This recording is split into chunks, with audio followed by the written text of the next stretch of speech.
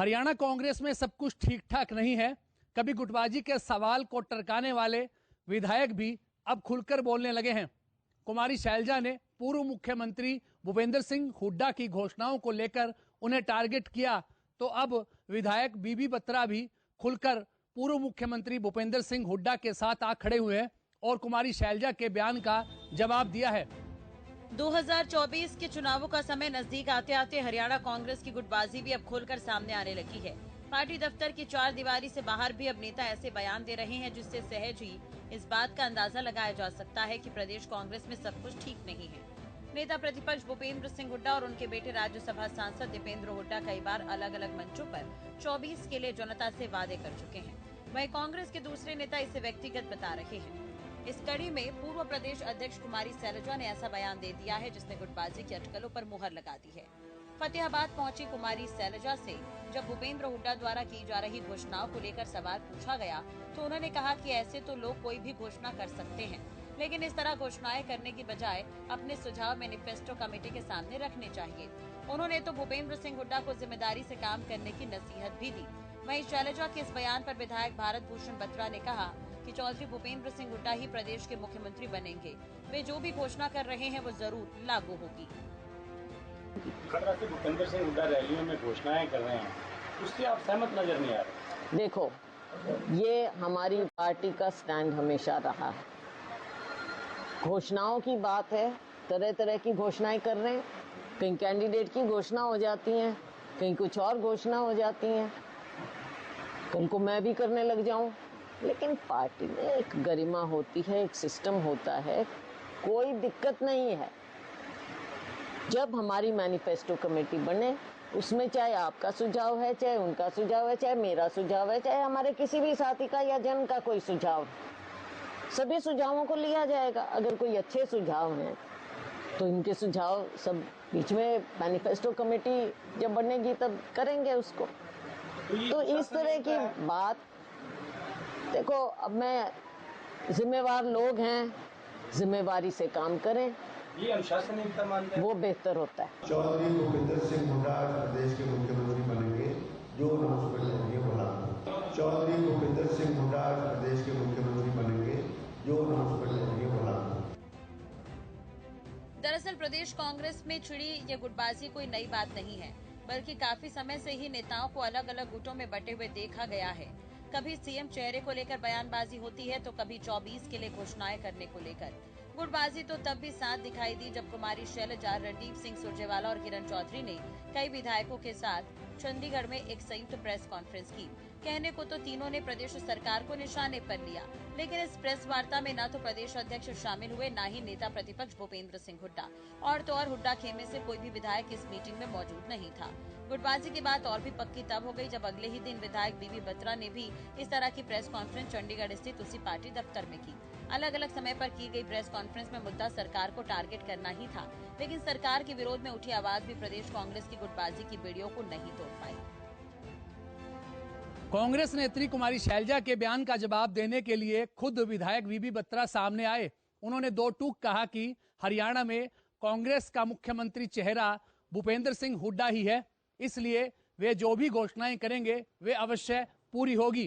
कांग्रेस में जारी बयानबाजियों के दौर से लगता है कि कांग्रेस में सब कुछ ठीक ठाक नहीं है। कुमारी शैलजा, रणदीप सिंह सुरजेवाला और किरण चौधरी द्वारा सरकार को नौकरियों के मुद्दे पर घेरा गया, तो वहीं कृषि मंत्री कंवरपाल गुर्जर ने जो है कांग्रेस के कार्यकाल में हुए भाई भतीजावाद और भ्रष्टाचार के मुद्दे को लेकर जो करारा पलटवार किया। हरियाणा में सत्ताधारी बीजेपी और विपक्षी कांग्रेस के बीच वार पलटवार लगातार जारी है। कांग्रेस नेताओं ने प्रदेश सरकार पर नौकरियों को लेकर निशाना साधा, तो शिक्षा मंत्री कंवरपाल गुर्जर ने कांग्रेस का 10 साल का कार्यकाल याद दिलाते हुए कहा कि सबसे ज्यादा भर्तियां इनके समय में ही रद्द हुई है।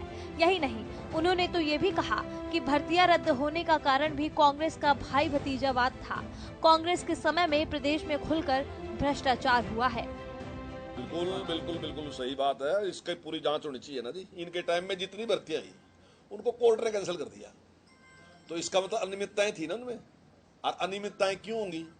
क्योंकि कहीं ना कहीं भ्रष्टाचार होगा या भाई भतीजावाद होगा। अनियमितता तभी होगी ना जी, ऐसे तो अनियमितता हो ही नहीं सकती। आगे या तो मैं अपनी प्रसिद्ध का कोई लगाड़ा देता हूँ इसलिए मैं नियम तोड़ रहा, अरे या फिर भ्रष्टाचार कर रखा तो इसलिए नियम तोड़ रहा। और इतनी भर्तियां इनके टाइम की रद्द होगी तो वो साफ दर्शाती हैं कि इनके टाइम में भ्रष्टाचार था, भाई भतीजावाद था, इन्होंने किसी नियम का पालन नहीं किया। बीजेपी के वरिष्ठ नेता और पूर्व मंत्री वीरेंद्र सिंह द्वारा गठबंधन को लेकर की जा रही बयानबाजी को लेकर भी शिक्षा मंत्री ने जवाब दिया। उन्होंने कहा कि वीरेंद्र सिंह पार्टी के वरिष्ठ नेता हैं, इसलिए वो अपनी राय दे सकते हैं, लेकिन गठबंधन को लेकर आखिरी फैसला तो हाईकमान को ही करना है। एक चौधरी वीरेंद्र सिंह हैं आपकी पार्टी के सीनियर नेता, वो अभी भी लगातार ये बात करते हैं कि भाजपा को अकेले चुनाव में जाना चाहिए और ये जो मौजूदा गठबंधन है खत्म कर देना चाहिए, भाजपा को इस बात से नुकसान हो रहा है और आपके साझीदार के पास अब वोट नहीं बचे हैं। देखिए अपनी अपनी राय है और वो इतने बड़े लीडर हैं तो अपनी राय तो दे सकते हैं, इसमें क्या बात है, लेकिन फैसला हाईकमान ने करना, जो हाईकमान कहेगा तो उसका आदेश। सर आप किस तरह से देखते हैं, अकेले लड़ना चाहिए या गठबंधन में? नहीं, देखिए हर आदमी अपनी अपनी राय देगा तो चल नहीं सकता, परिवार में नहीं दे सकते अपनी सारे अपनी अपनी राय पे चलेगा तो परिवार नहीं चल सकता, पार्टी तो कहां से चलेगी। वहीं गठबंधन को लेकर वीरेंद्र सिंह के द्वारा किए जा रही बयानबाजी को लेकर कंवरपाल गुर्जर ने कहा कि ऐसे में जो है वरिष्ठ नेता के तौर पर उन्होंने अपनी राय जरूर दी है, लेकिन आखिरी फैसला हाईकमान का होगा और ऐसे में अगर सब अपनी अपनी राय देंगे तो कैसे काम चलेगा। मुख्यमंत्री मनोहर लाल ने दिल्ली में अधिकारियों के साथ बैठक की है। आपको बता दें कि इस दौरान मुख्यमंत्री मनोहर लाल ने कई मुद्दों पर चर्चा की है, जिसमें म्यूजियम भी शामिल था। आपको बता दें कि हिसार के राखीगढ़ में म्यूजियम बनने वाला है, जिसे लेकर मुख्यमंत्री ने बातचीत की है। इसके अलावा अरावली में बनने वाले जंगल सफारी को लेकर भी चर्चा की गई। मुख्यमंत्री मनोहर लाल ने हरियाणा भवन में अलग अलग विभागों के अधिकारियों के साथ बैठक की।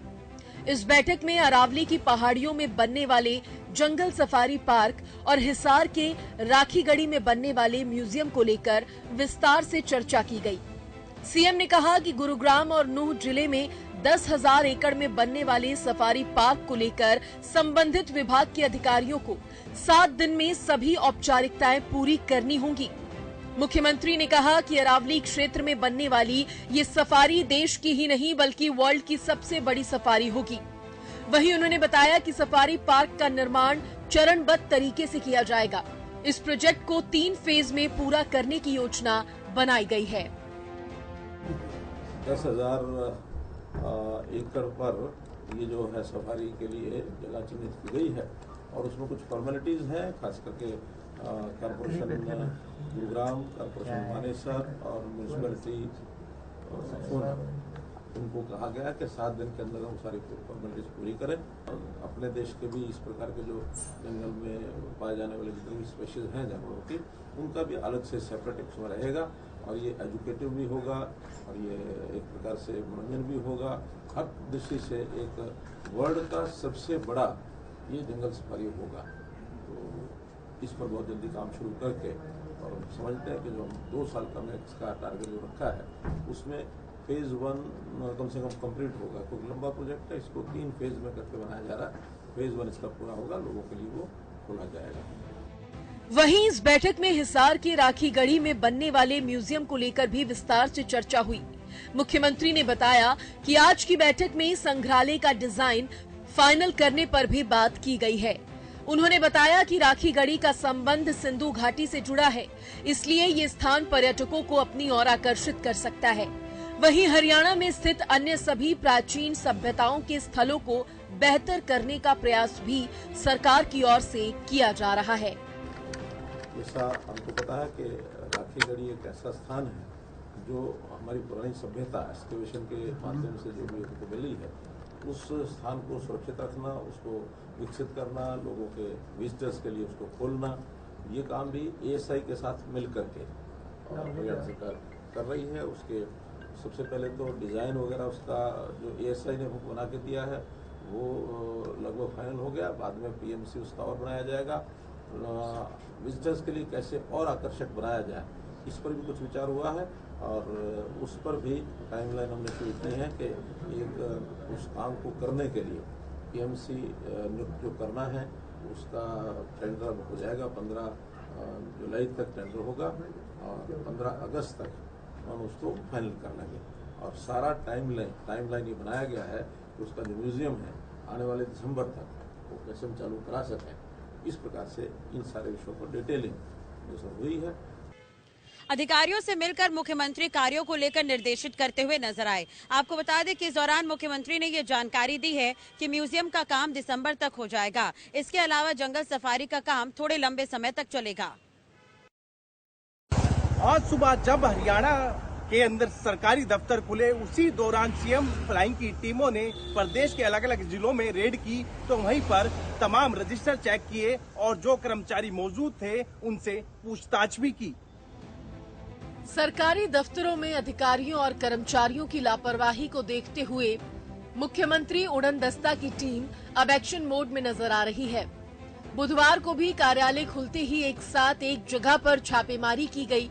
सीएम फ्लाइंग की टीमों ने प्रदेश के अलग अलग जिलों में एक साथ रेड मारकर सरकारी कार्यालयों में हाजिरी रजिस्टर चेक किए।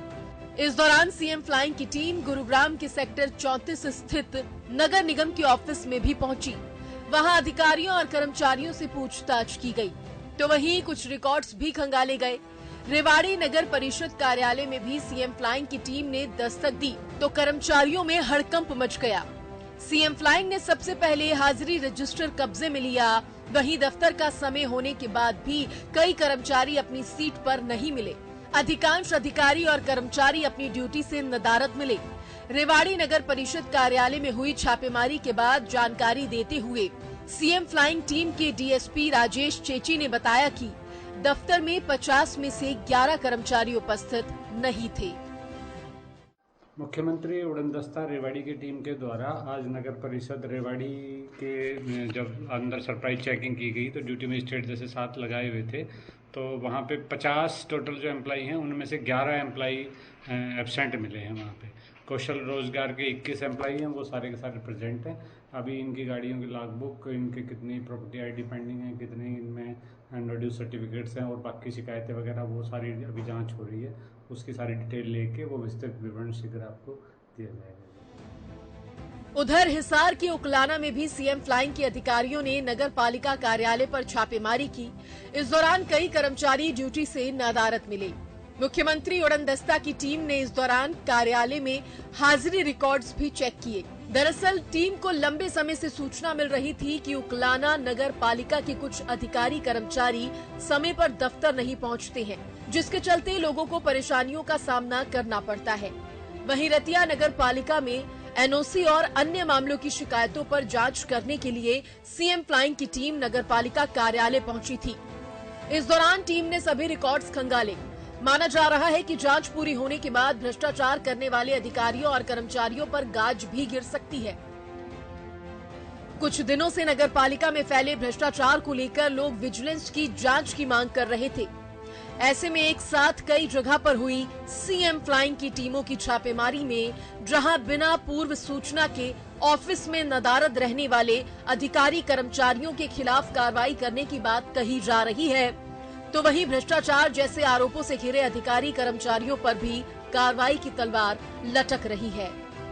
बहरहाल सीएम फ्लाइंग की ये रेड उन अधिकारियों और कर्मचारियों के लिए एक चेतावनी है जो कि समय पर अपने कार्यालय नहीं पहुंचते, जिसकी वजह से जनता के कामों में रुकावट आती है। साकेत कोर्ट के बाद दिल्ली की 30 हजारी कोर्ट में भी फायरिंग की घटना सामने आई है। बताया जा रहा है कि ये फायरिंग वकीलों के बीच हुई आपसी झगड़े के बाद हुई है और फायरिंग का वीडियो भी काफी वायरल हो रहा है। दिल्ली के 30 हजारी कोर्ट में फायरिंग की घटना सामने आई है। बताया जा रहा है कि वकीलों की आपसी बहस और झगड़े के बाद कोर्ट परिसर में गोलीबारी हुई है। इस घटना में किसी के घायल होने की खबर नहीं है। वहीं घटना का एक वीडियो भी सामने आया है, जिसमें देखा जा सकता है कि कई लोग हवाई फायरिंग कर रहे हैं। हालांकि तनाव को देखते हुए मौके पर भारी पुलिस बल तैनात कर दिया गया था। पुलिस की ओर से जारी एक बयान में कहा गया है कि पीएम मंडी में गोलीबारी होने की सूचना मिली थी। हालांकि मौके पर पहुंचने पर पता चला कि वकीलों के 2 गुटों ने कथित तौर पर हवाई फायर किया है। पुलिस का कहना है कि स्थिति पूरी तरह से सामान्य है। वहीं बार काउंसिल ऑफ दिल्ली के अध्यक्ष के मनन ने इस घटना की निंदा की है। उन्होंने कहा कि इस बात की जांच की जाएगी कि इस घटना के पीछे कौन कौन शामिल था और इस फायरिंग के पीछे क्या वजह रही है। वहीं जांच तो इस बात को लेकर भी की जाएगी कि जिस हथियार से गोली चलाई गई है वह हथियार लाइसेंसी था या नहीं। 2 महीने पहले अप्रैल माह में भी दिल्ली के साकेत कोर्ट में भी फायरिंग की ऐसी ही घटना सामने आई थी। तब भी कड़ी सुरक्षा के बावजूद एक शख्स ने महिला पर ताबड़तोड़ गोलियां बरसा दी थी। तब मौके पर मौजूद वकीलों ने बताया था कि महिला किसी केस के सिलसिले में कोर्ट परिसर में पहुंची थी और मेन गेट के प्रवेश द्वार के नजदीक ही महिला को गोली मारी गई।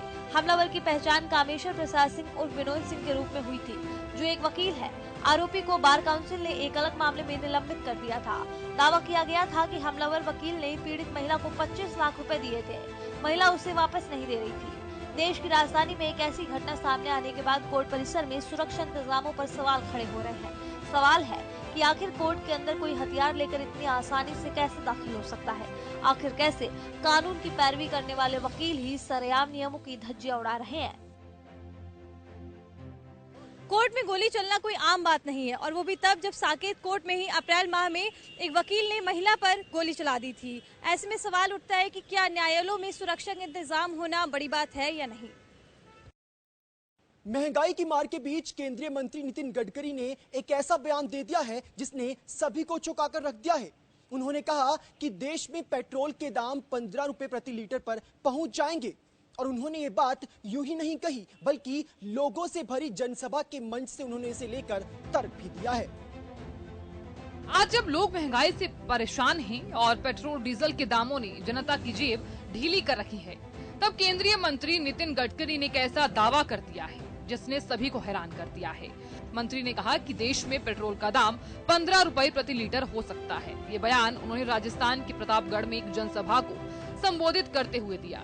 गडकरी ने कहा कि अगस्त में टोयोटा कंपनी की ऐसी गाड़ियां लॉन्च कर रहा हूं जो किसानों द्वारा तैयार किए गए एथेनॉल से चलेंगी। देश का किसान अब अन्नदाता ही नहीं, ऊर्जादाता भी बनेगा।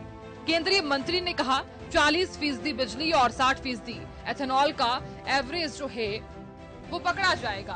पेट्रोल का भाव 15 रुपए लीटर हो जाएगा। इससे देश की जनता का भला होगा, प्रदूषण में कमी आएगी, साथ ही किसान अन्नदाता से ऊर्जादाता बन जाएगा। गडकरी ने कहा हमारी सरकार का कमाल है कि आज हवाई जहाज का ईंधन भी किसान बना रहा है। किसान केवल अन्नदाता नहीं ऊर्जादाता बनेगा, ये हमारी सरकार की सोच है। और इसीलिए अब मैं अगस्त महीने में टोयोटा कंपनी की गाड़ियों को लॉन्च कर रहा हूं। आपको पता होगा कैमरी करके गाड़ी थी, वो इनोवा है।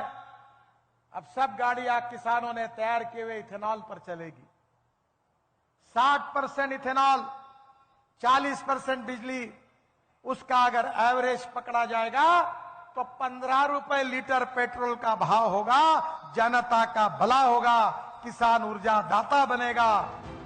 वहीं सभा को संबोधित करते हुए केंद्रीय मंत्री नितिन गडकरी ने विपक्षी कांग्रेस को भी निशाने पर लिया। उन्होंने कहा कि कांग्रेस ने गरीबी दूर करने का नारा दिया था, लेकिन इतने साल शासन करने के बाद भी ये गरीबी दूर नहीं कर पाए। हाँ, इतने समय में एक बात जरूर हुई है कि कांग्रेस ने अपने लोगों की गरीबी जरूर दूर कर दी है। केंद्रीय मंत्री ने कहा कि आज देश का अन्नदाता ऊर्जादाता बनने की ओर काम कर रहा है। पराली से एथेनॉल बनाने से न सिर्फ लोगों को महंगे ईंधन से छुटकारा मिलेगा, बल्कि प्रदूषण की समस्या को कम करने में भी ये काफी कारगर साबित होगा। आदिवासी युवक के ऊपर पेशाब करने के मामले में मध्य प्रदेश सरकार एक्शन मोड में नजर आ रही है। भाजपा नेता प्रवेश शुक्ला के घर पर प्रशासन का बुलडोजर पहुंचा और कच्चे मकान को जमीन दह कर दिया गया। मध्य प्रदेश के सीधी में एक आदिवासी युवक पर पेशाब करने के मामले में सरकार की कार्रवाई शुरू हो गई है। आरोपी बीजेपी नेता प्रवेश शुक्ला के खिलाफ नेशनल सिक्योरिटी एक्ट के तहत कार्रवाई की गई है। आरोपी के घर प्रशासन का बुलडोजर पहुंचा और उसके घर को मिट्टी में मिला दिया गया। ये कार्रवाई जिला कलेक्टर साकेत मालवीय के आदेश के बाद की गई है। वहीं आरोपी को हिरासत में लेकर केंद्रीय जेल रीवा में रखा जाएगा। बता दें कि मंगलवार को एक वीडियो तेजी से वायरल हुआ था। इसमें प्रवेश शुक्ला सड़क किनारे फुटपाथ पर बैठे एक आदिवासी युवक के मुंह पर पेशाब करता दिखा था। बताया जा रहा है कि आदिवासी युवक मानसिक रूप से विक्षिप्त है। इस वीडियो के वायरल होते ही बवाल कट गया। मुख्यमंत्री शिवराज सिंह चौहान ने भी सख्त नाराजगी जताते हुए आरोपी के खिलाफ कार्रवाई करने का निर्देश दिया। वहीं अब राष्ट्रीय सुरक्षा कानून के तहत आरोपी पर कार्रवाई की शुरुआत कर दी गई है। यह वीडियो बड़ी तेजी से सोशल मीडिया पर वायरल हुआ, जिसमें भाजपा नेता आदिवासी युवक के मुंह पर पेशाब कर रहा था। इस वीडियो ने जहां देश को हिलाकर रख दिया, वहीं राष्ट्रीय सुरक्षा NIA के तहत बड़ी कार्रवाई भी की गई। लव जिहाद और एक युवती की रेप के बाद हत्या के मामले में उत्तर प्रदेश पुलिस का एक्शन देखने को मिला। आरोपी को जेल में डालने के बाद उसके घर बाबा का बुलडोजर पहुंचा तो इलाके में हड़कंप मच गया। भारी सुरक्षा के बीच रेप के आरोपी के घर को जमींदोज कर दिया गया। उत्तर प्रदेश के फतेहपुर में एक बार फिर बाबा का बुलडोजर चला, लेकिन इस बार मकान किसी गैंगस्टर या बदमाश का नहीं था, बल्कि यह एक्शन लव जिहाद और रेप के आरोपी सोनू उर्फ सिकंदर के खिलाफ किया गया। दरअसल फतेहपुर में एक पीड़ित की बेरहमी से हत्या कर दी गई थी। इस घटना के बाद जब मामले ने तूल पकड़ा तो यूपी पुलिस एक्शन में आ गई। इसके बाद पुलिस ने आरोपी के पिता और उसके भाई पर भी FIR दर्ज की। अब लव जिहाद के इस मामले में आरोपी के घर पर बुलडोजर एक्शन हुआ है। आरोपियों की गिरफ्तारी के लिए पुलिस की 4 टीमें बनाई गई थी। इसके बाद जब आरोपी के घर बुलडोजर चला तो इलाके में हड़कंप मच गया। फोर्स ने ज्वालागंज इलाके को पहले छावनी में बदल दिया। इसके बाद आरोपी के घर को जमींदोज कर दिया गया। इस दौरान किसी भी तरह के विरोध से बचने के लिए SDM, नायब तहसीलदार सहित बड़ी संख्या में फोर्स भी मौके पर मौजूद रही। ये मामला 22 जून का है, जब एक हिंदू लड़की को गेस्ट हाउस से अगवा कर उसके साथ दुष्कर्म किया गया।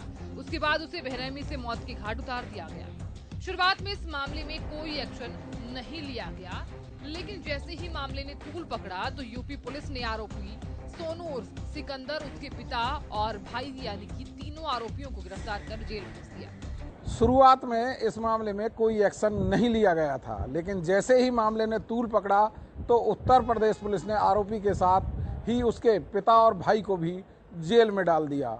वहीं कुछ लोग बुलडोजर एक्शन की इस कार्रवाई को डैमेज कंट्रोल की कोशिश बता रहे हैं। मणिपुर में जारी इस हिंसा के बीच 1 से 8वीं तक के बच्चों के स्कूल खोल दिए गए हैं। हालांकि 9वीं से 12वीं तक के कॉलेजेस अभी बंद रहेंगे। इसके साथ ही 5 जिलों से कर्फ्यू भी हटाया गया है। मणिपुर में 3 मई से जारी हिंसा 2 महीने बीत जाने के बाद भी कम होती हुई नजर नहीं आ रही है। राज्य में हालात अभी भी गंभीर बने हुए हैं। मंगलवार को भी थौबल जिले में भीड़ ने भारतीय रिजर्व बटालियन के कैंप पर हमला कर हथियार चुराने की कोशिश की। इस दौरान भीड़ और सुरक्षा बलों के बीच झड़प हो गई। हथियारों से लैस भीड़ ने ओपन फायर किया, जिसके जवाब में सेना को भी गोली चलानी पड़ी। 27 साल के एक शख्स की मौत हो गई है, जबकि असम राइफल्स का जवान गोली लगने से घायल हो गया है। हालांकि अधिकारियों ने बताया कि भीड़ ने कैंप तक आने वाले कई रास्तों को ब्लॉक कर दिया है, जिससे अतिरिक्त सुरक्षा बल वहां ना पहुंच सके। लेकिन फोर्सेस किसी तरह आगे बढ़ पाई। इस बीच भीड़ ने जवानों की गाड़ी को भी आग लगा दी। 3 जुलाई को भी चुराचांदपुर के सोंगपी में कुछ अज्ञात लोगों ने कुकी नेशनल ऑर्गेनाइजेशन के प्रवक्ता सेलेन हाउकिप के घर को आग लगा दी। सोमवार को कांगपोकपी इलाके में हिंसा की कई घटनाएं दर्ज हुई। कहा तो ये भी जा रहा है कि सोमवार सुबह फाइलेंग गांव में गोलियां भी चली। 2 जुलाई की सुबह विष्णुपुर चुराचांदपुर सीमा पर दोनों समुदाय के लोग आपस में भिड़ गए थे। इस दौरान फायरिंग भी हुई और 3 लोगों की गोली लगने से जान चली गई। एक अन्य का सिर काट दिया गया था। मणिपुर में जारी हिंसा के बीच राज्य में कुछ ढील भी दी गई। सरकार के द्वारा जारी आदेशों के अनुसार 1 से 8वीं तक के बच्चों के स्कूल खोल भी दिए गए हैं। हालांकि 9वीं से 12वीं तक के स्कूल और कॉलेज को फिलहाल नहीं खोला गया। दरअसल इन स्कूलों में राहत कैंप चलाए जा रहे हैं, जहां करीब 50,000 लोगों ने शरण ले रखी है। वहीं राज्य के 16 में से 5 जिलों में कर्फ्यू भी हटा दिया गया है। अब 11 जिलों में शाम 5 बजे से सुबह 5 बजे तक कर्फ्यू जारी रहेगा। इस बीच देश के मन में सबसे बड़ा सवाल ये है कि आखिर प्रदेश में अमन और चैन कब लौटेगा। एक दूसरे के खून के प्यासे बन चुके लोग कब समुदाय की बेड़ियों को तोड़कर भाईचारे का महत्व समझेंगे। मणिपुर में कुकी और मैतेई समुदाय के बीच शुरू हुई हिंसा की आग आज भी सुलग रही है। मंगलवार को कुछ लोगों ने भारतीय रिजर्व बटालियन के कैंप पर हथियार लूटने की मंशा से हमला कर दिया। ये झड़प इतनी बढ़ गई कि दोनों तरफ से फायरिंग भी शुरू हो गई। अफगानिस्तान के तालिबान ने एक नया फरमान जारी कर दिया है। दरअसल तालिबान ने एक नया फरमान जारी करते हुए महिलाओं द्वारा चलाए जाने वाले सैलून को बंद करने का ऐलान कर दिया है। दरअसल 1 महीने का नोटिस देते हुए ये फरमान जारी किया गया है। अफगानिस्तान के तालिबान ने एक बार फिर फरमान जारी कर दिया है। दरअसल फरमान जारी करते हुए महिलाओं द्वारा चलाए जाने वाले ब्यूटी सैलून को बंद करने का फरमान सुनाया है। अफगानिस्तान में तालिबानी सरकार ने महिलाओं के ब्यूटी पार्लर पर प्रतिबंध लगाते हुए इन्हें कारोबार बंद करने के लिए 1 महीने का नोटिस दे दिया है। महिलाओं और लड़कियों के कई अधिकार को भी पहले ही प्रतिबंधित किया जा चुका है। वहीं वाइस एंड सदाचार मंत्रालय ने कहा कि काबुल और अन्य प्रांतों में महिलाओं द्वारा संचालित सभी ब्यूटी सैलून पर तुरंत प्रतिबंध लगाया जाना चाहिए और हमारे आदेश का पालन करना चाहिए। इसी के साथ कहा कि उल्लंघन करने वालों को कानूनी कार्रवाई का सामना करना पड़ेगा। यह प्रतिबंध राजधानी काबुल और सभी प्रांतों में रहेगा। इसमें देश भर के सैलून को अपना कारोबार बंद करने के लिए 1 महीने का नोटिस दे दिया गया है। इससे पहले तालिबानी फरमान जारी कर लड़कियों को 6ठी कक्षा से ऊपर की शिक्षा प्राप्त करने से रोका गया। इसके अलावा लड़कियों के सरकारी या निजी क्षेत्र में काम करने, पार्कों में जाने और जिम के यूज पर बैन लगाया गया है।